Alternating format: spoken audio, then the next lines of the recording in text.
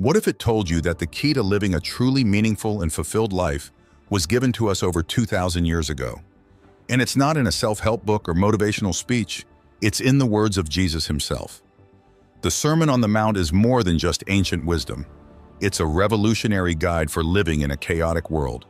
But what does it really mean for us today? This is going to let you know the lessons from this powerful sermon and discover exactly what Jesus tells us we must do to live with purpose, peace, and love. These aren't just spiritual ideals, they're practical steps for a transformed life. And hey, if you are eager to know these divine steps, how about giving us a thumbs up, so see how they can shape the way we live right here, right now. The Beatitudes begin with a promise of happiness, but not the kind we might expect. Think of sitting on a mountainside, listening to Jesus as he reveals a new way to live, a pathway to true joy that defies what society teaches.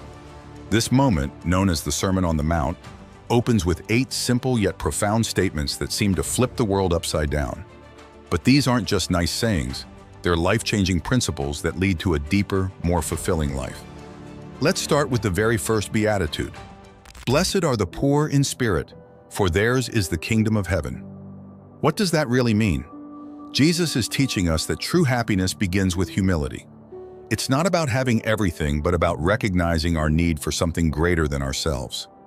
In today's world, where we're often told to be self-reliant and independent, how often do we actually admit we need help? Blessed are those who mourn, for they will be comforted. It's not just about feeling sad, but it's about understanding that in our pain, we can find comfort in God.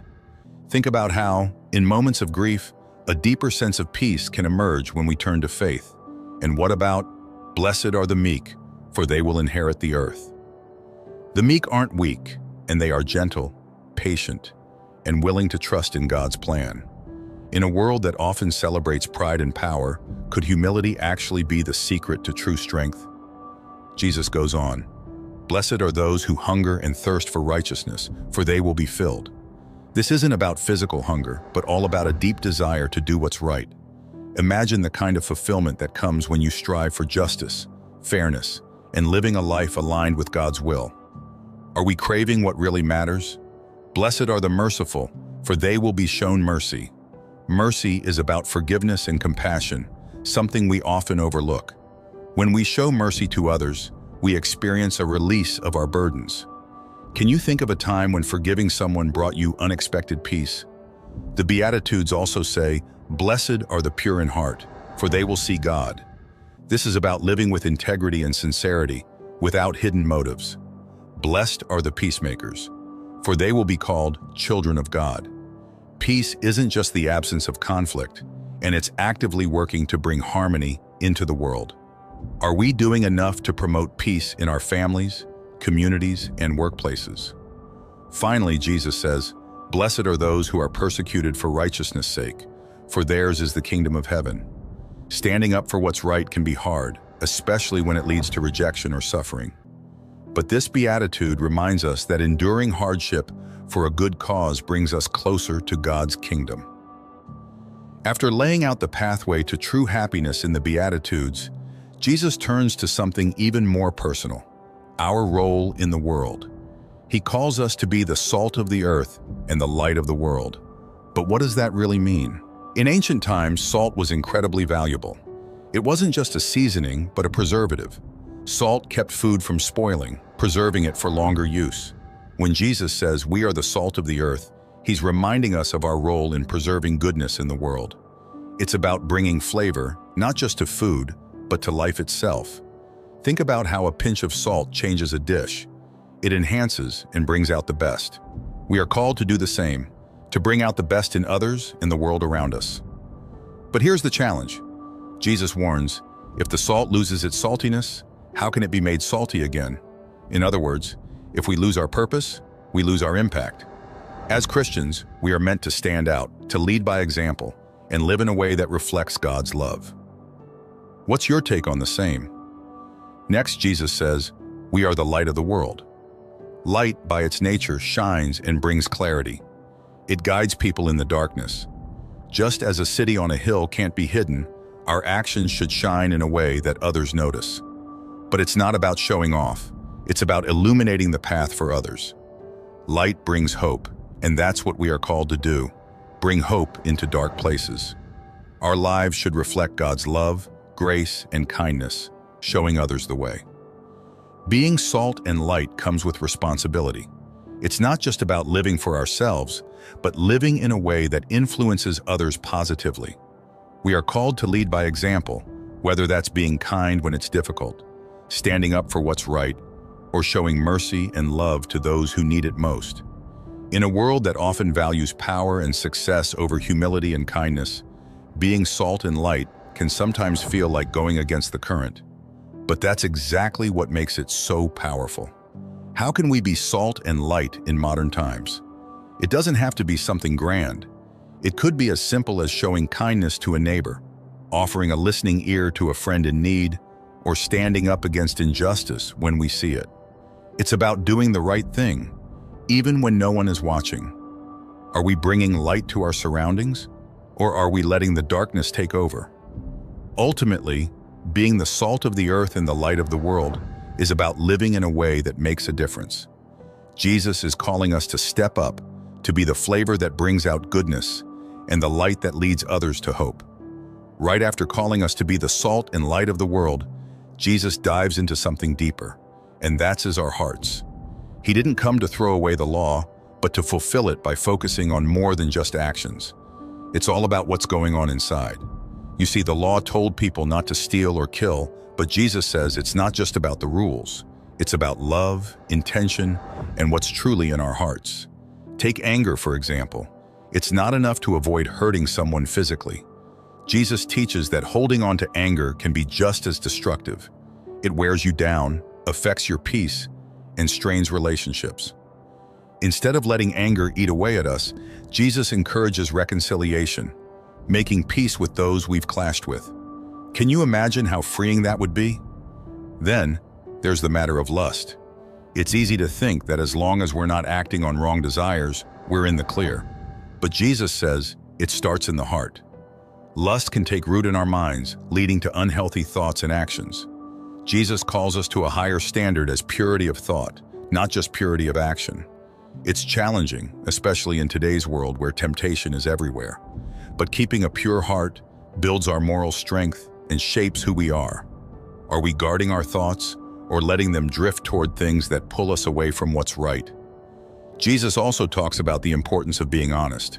Back then, people would swear oaths to prove they were telling the truth. But Jesus says there's no need for all that. If we're people of integrity, our word should be enough. When we say yes, it should mean yes. When we say no, it should mean no. It's about being reliable and trustworthy in everything we do. In today's world, where promises are often broken and truth can get twisted, are we standing out as people who others can depend on? Right after calling us to be the salt and light of the world, Jesus dives deeper into something that strikes at the core of our lives, our hearts. He didn't come to throw away the law, but to fulfill it by shifting the focus from mere actions to the intentions behind them. It's not enough to just follow the rules anymore. Jesus is asking us to go beyond that, to pay attention to what's going on inside us. He's showing us that everything we do starts in the heart. The laws told people not to steal, kill, or lie. But Jesus says it's not just about avoiding the wrong actions, it's about the spirit and motivation behind them. It's easy to think, well, I haven't hurt anyone, so I'm fine. But Jesus teaches that anger itself, when held onto and nurtured, can be just as harmful as any physical act of violence. It festers and grows, slowly eating away at us. Have you ever noticed how carrying around a grudge can feel like a heavy weight? It doesn't just affect your mood, it impacts your relationships and your peace of mind. Jesus calls us to let go of that anger, to choose reconciliation over resentment. Instead of allowing anger to simmer beneath the surface, he urges us to make things right with those we've clashed with before it's too late. This is a challenging idea in today's world, where it's often easier to cut ties or stay silent than to address our conflicts. But Jesus reminds us that unresolved anger only breeds more pain and distance. By choosing forgiveness and seeking reconciliation, we not only heal our relationships, but also free ourselves from the burden of bitterness. Think about how different our lives might be if we consistently chose peace over grudges. Are we letting anger control us, or are we taking steps to forgive and move forward? Next, Jesus addresses something that can be even more personal: lust. The old law was clear about adultery: don't do it. But Jesus digs deeper, pointing out that lustful thoughts are where the problem starts. It's not just about refraining from wrongful actions. It's about what we allow to take root in our minds. Lust is powerful, and when left unchecked, it can distort our view of others and ourselves, leading to harmful choices. Jesus is calling us to a higher standard, and that's not just avoiding bad actions, but keeping our hearts and minds pure from the very start. In today's world, where we're constantly bombarded with images and messages that fuel lust, staying pure in thought is no small task. It requires vigilance and intention. But Jesus reminds us that what we dwell on in our minds shapes who we become. Purity isn't just about avoiding temptation. It's about guarding our hearts so that our thoughts align with the values of love, respect, and integrity. Are we letting those influences shape us in ways we might regret? Then, there's the issue of oaths and integrity. Back in Jesus' time, people would swear elaborate oaths to prove that they were telling the truth. But Jesus simplifies things. He says that if we're people of integrity, our word should be enough. When we say yes, it should mean yes. When we say no, it should mean no. We shouldn't need to make grand promises or swear by anything to be believed. Our actions and words should naturally align. This teaching is incredibly relevant in today's world, where trust can be hard to come by. We live in a time when broken promises and dishonesty are all too common. But Jesus is calling us to live differently, to be people who can be relied upon. Our yes should carry the weight of truth. Our no should be equally firm. Being a person of integrity isn't always easy. It often requires us to follow through on commitments even when it's inconvenient. And to be honest, even when it might be easier to avoid the truth. Do we bend the truth when it suits us? Ultimately, Jesus is calling us to something more than rule following. He's asking us to examine our hearts and live with purpose and integrity from the inside out. It's not just about avoiding the big sins like murder or adultery. It's about paying attention to the anger, lust, and dishonesty that start small but can grow into much bigger issues. Jesus is inviting us to live in a way that reflects his love and truth, both in what we do and in what we think. Living by these teachings isn't easy. It requires self-reflection, humility, and the willingness to make changes where necessary. But the reward is a life of deeper peace, stronger relationships, and a clearer sense of purpose. Jesus is showing us that the real fulfillment of the law isn't in the actions themselves, but in the transformation of our hearts. Building on Jesus' profound teachings about the heart's intentions, we now arrive at one of his most radical commands: to love our enemies. This teaching was revolutionary, especially in a time when people were often taught to seek revenge or bear grudges against those who wronged them. Imagine the shockwaves it created. Jesus didn't just suggest that we tolerate our enemies, he called us to actively love them. This idea flips everything we think we know about relationships and conflict on its head. Loving those who hurt us or oppose us goes against our natural instincts. It feels counterintuitive, right? Yet, Jesus understood that love is a transformative power. By loving our enemies, we break the cycle of hate and resentment. This command isn't about ignoring the wrongs done to us or pretending everything is fine. It's about choosing a higher path that fosters healing, both for ourselves and others. Loving our enemies is not easy. It requires us to dig deep, confront our feelings, and let go of the anger that often comes with conflict. But here's the thing. Practicing this radical love leads to personal and spiritual growth. When we choose to love instead of retaliate, we free ourselves from the chains of bitterness and resentment. This doesn't mean we have to become best friends with those who've wronged us, but it does mean we can choose to approach them with compassion and understanding. So, how do we put this into practice in our everyday lives? It starts with small steps. One way is through resolving conflicts with a loving attitude. Instead of responding with anger or defensiveness, try approaching the situation with empathy. Ask yourself, what might they be going through? Or, how can I respond in a way that reflects love?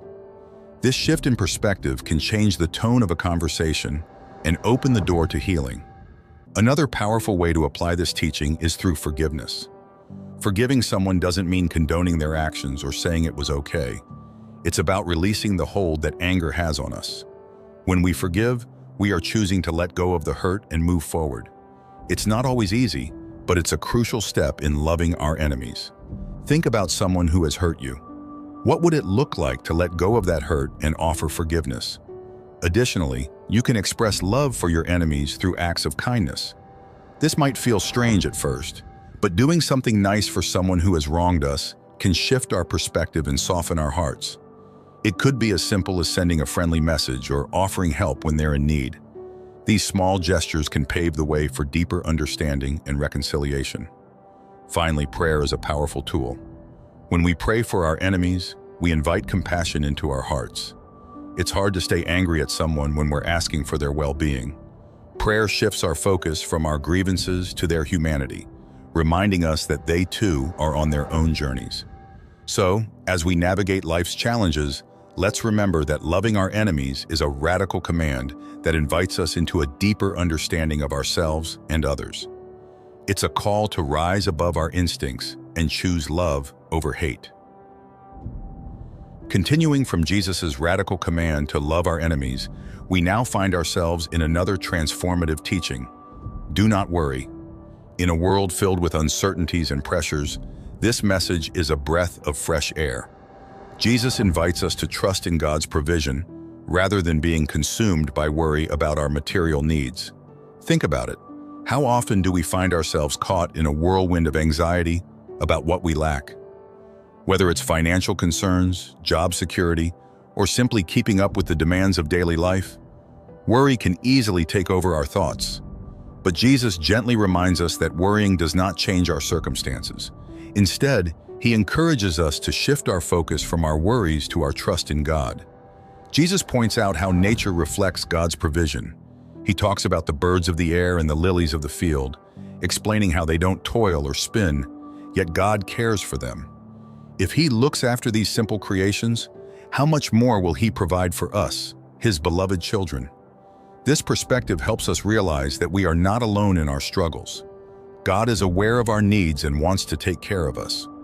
So, how do we let go of anxiety and rely on God's provision, especially in today's fast-paced, stressful world?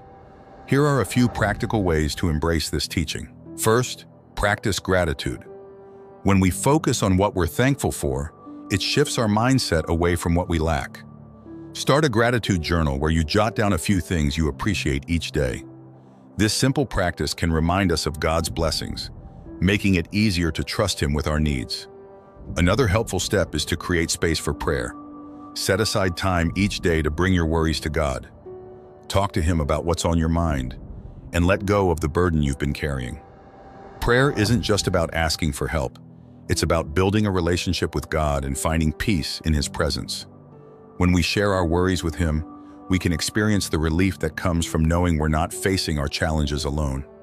Mindfulness and meditation can also be powerful tools in managing anxiety. Take moments throughout your day to pause, breathe, and focus on the present. This can help calm racing thoughts and ground you in the here and now.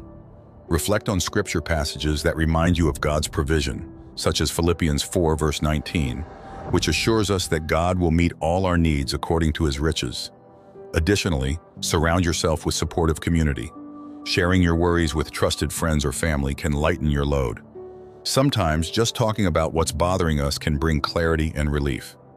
Your loved ones may also offer encouragement and remind you of God's faithfulness during tough times. Now, let's take a moment to reflect. What worries are consuming your thoughts right now? Jesus invites us to hand these concerns over to Him. Imagine the freedom that comes with releasing those burdens. As you think about your worries, try to identify specific actions you can take. Maybe it's creating a budget to address financial concerns or seeking help for a personal issue. Take practical steps, but remember to do so while trusting in God's timing and provision. Finally, consider setting intentions for your day or week. Instead of letting anxiety dictate your actions, choose to focus on what you can do while trusting God to handle the rest. Write down your intentions and ask God to guide you in your decisions. As we navigate life's challenges, Jesus' message to not worry invites us to cultivate trust in God. It encourages us to release our anxieties and embrace the peace that comes from knowing He cares for us. Continuing from Jesus' powerful message to trust in God's provision, we now encounter another vital teaching, the call to refrain from judging others. Jesus challenges us to focus on our own flaws before critiquing those around us. He famously illustrates this with the metaphor of the log in our own eye, reminding us that we often overlook our shortcomings while being quick to notice the faults of others. How easy is it to slip into judgment? We see someone make a mistake, and our instinct is to criticize. But Jesus invites us to stop and reflect. Before we point fingers, we need to ask ourselves, what about my own life? What am I struggling with? This self-reflection can be eye-opening. Recognizing our imperfections helps us approach others with greater empathy and understanding. So how do we practice this teaching in our daily lives? First, let's commit to self-awareness. Take a moment each day to examine your thoughts and actions. Are there areas where you might be overly critical? Acknowledging our own faults not only makes us more compassionate, but also fosters humility. Next, we can encourage a culture of kindness. Instead of judging, let's seek to uplift those around us. A simple compliment or a gesture of support can create a ripple effect. When we focus on building each other up, we foster a community of compassion rather than criticism. Another practical step is to engage in open dialogue. If we find ourselves concerned about someone else's choices, let's approach the situation with curiosity rather than judgment. Ask questions like, "What led you to that decision?" Or, "How can I help?" This shift from judgment to understanding allows for meaningful conversations and strengthens our relationships. Finally, let's lean into prayer and reflection. Ask God for the wisdom to see others through His eyes. Pray for humility, acknowledging that we all have room for growth. This not only deepens our faith, but also cultivates a compassionate heart that seeks to lift others rather than tear them down. Continuing from our exploration of humility and compassion, we now turn to one of the most profound teachings in Christianity, the Golden Rule. Jesus tells us, "Do unto others as you would have them do unto you." This simple yet powerful principle serves as a guiding light in our interactions with others. It's about putting ourselves in others' shoes and treating them the way we want to be treated. This principle encourages empathy and kindness, reminding us that our actions have the power to impact those around us. So how can we apply the Golden Rule in our everyday lives? Let's start with family. Think about those moments when tensions run high, perhaps during a disagreement. Instead of reacting harshly, ask yourself how you would want to be treated if the roles were reversed. This mindset can help us respond with patience and understanding, creating a more harmonious environment at home. In our work relationships, the Golden Rule is equally transformative. Imagine a colleague struggling with a project. Instead of criticizing their work, consider how you would feel if you were in their position. Offering support or encouragement can foster teamwork and collaboration. When we treat others with kindness and respect, it creates a positive workplace culture where everyone thrives. Even in everyday interactions, the Golden Rule can guide us. When shopping or engaging with service staff, a little kindness goes a long way. A simple thank you or a smile can brighten someone's day. When we practice gratitude and respect, we help build a sense of community, making the world a warmer place for everyone. Let's also consider how the Golden Rule can help us in conflict situations. When disagreements arise, instead of retaliating, we can pause and think about how we'd like to be treated in that moment. This shift in perspective can lead to more constructive conversations and resolutions, allowing us to resolve conflicts peacefully. In a world that can sometimes feel divided, the Golden Rule is a reminder that we all share a common humanity. Treating others as we wish to be treated not only enriches our own lives, but also strengthens our connections with those around us. How will you embrace the Golden Rule today? The Golden Rule is more than just a saying. It's a way to live that can change our world for the better. When we treat others the way we want to be treated, we create kindness and understanding everywhere we go. Imagine how much brighter our lives could be if we all practiced this simple principle. Let's commit to making compassion our daily choice, spreading love and positivity in every interaction. By doing so, we not only honor ourselves, but also reflect the love of God in everything we do. Are you ready to embrace the golden rule today? And that's all about it. If you like this video, please give a thumbs up. And if you like more updates, subscribe to our channel. Don't forget to click on the bell icon so you don't miss any videos and get notifications on time. Don't hesitate to give suggestions for our videos. See you in the next one.